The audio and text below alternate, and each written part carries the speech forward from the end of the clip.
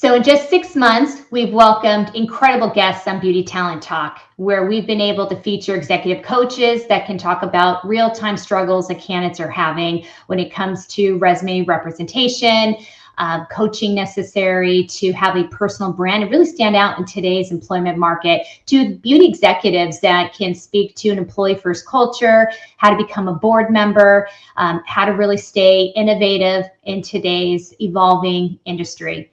And I'm really excited to share some of the clips that we have created from our Beauty Talent Talk episodes featuring these guests and really valuable tips that we feel can help you. And we will include the comments, links to our previous show. So please listen, enjoy, and we look forward to having you attend the next Beauty Talent Talk next month.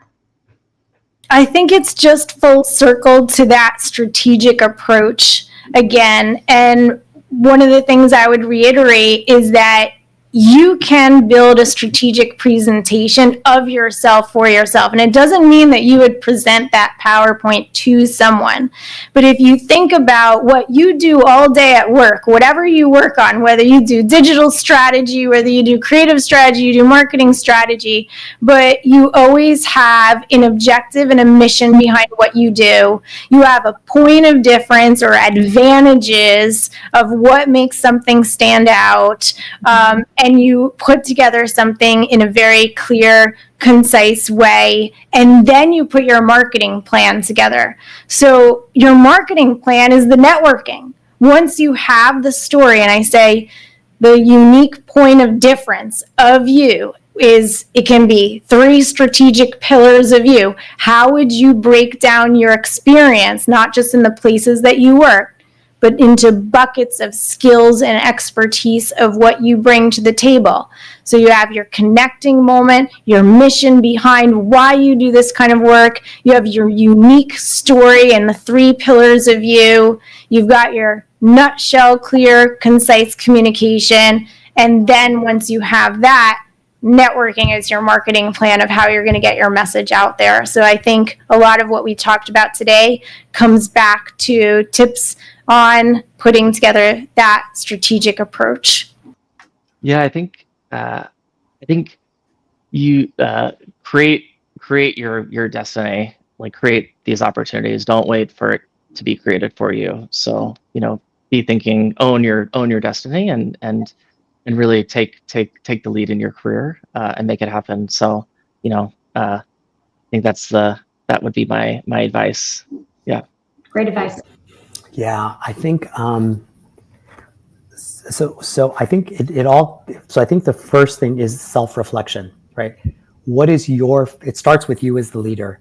The leader sets the tone for the leadership team and for the organization around what matters. And what I shared in my story was one of the things that I declared from the very beginning was people are important, right? And I believe that, and I shared this. I shared with my organization the 17 principles by which I operate, and I would ask them to operate, right?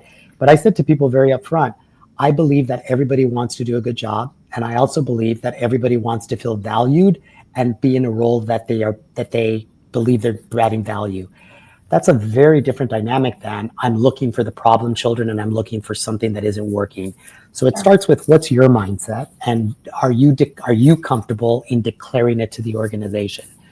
From there, being open to and empowering your organization to kind of getting the right people. You need a guiding coalition. You can't do it yourself. So is your leadership team also aligned to that? Those things I think are really important in starting the journey. Yeah, I mean, like I started from the beginning, understand that a board position is about service, it's not about operating. And if you can understand that, you will ingratiate yourself with both management and the board members. And that is key, because relationship building and being able to be there for them when they need you is going to be more priceless than you trying to keep asking, how can I help and how can I be useful?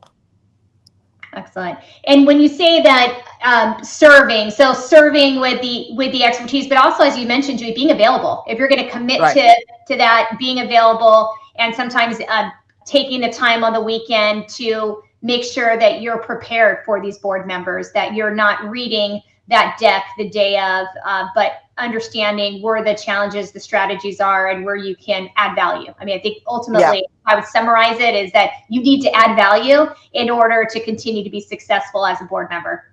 Absolutely. And board decks, while they may be very long, remember management took a lot of time to pull it together. And you as the board member, at least go through it and ask the questions that you need to, so that you can pressure test some of their recommendations or their observations.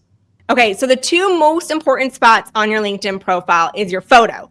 Your photo should not be you at a wedding and it's cropped out you. It should not look like it belongs on Tinder. Seen some of those. It shouldn't be, I know there's a lot of people that are doing AI generated, but it doesn't come across as authentic. So please stay away from the AI generated ones. It really should be a professional photo with personality too. It doesn't need to be stuffy with some personality, but a professional photo. This is not a Facebook page. This is your digital resume. So have a professional photo on there.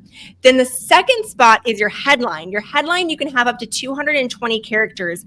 And your headline automatically defaults to the most recent position that you've been in. However, that's the prime real estate to specifically say what your skill sets are, the industry that you work in, how many years of experience you've had, how many President's Clubs awards. The headline is very important.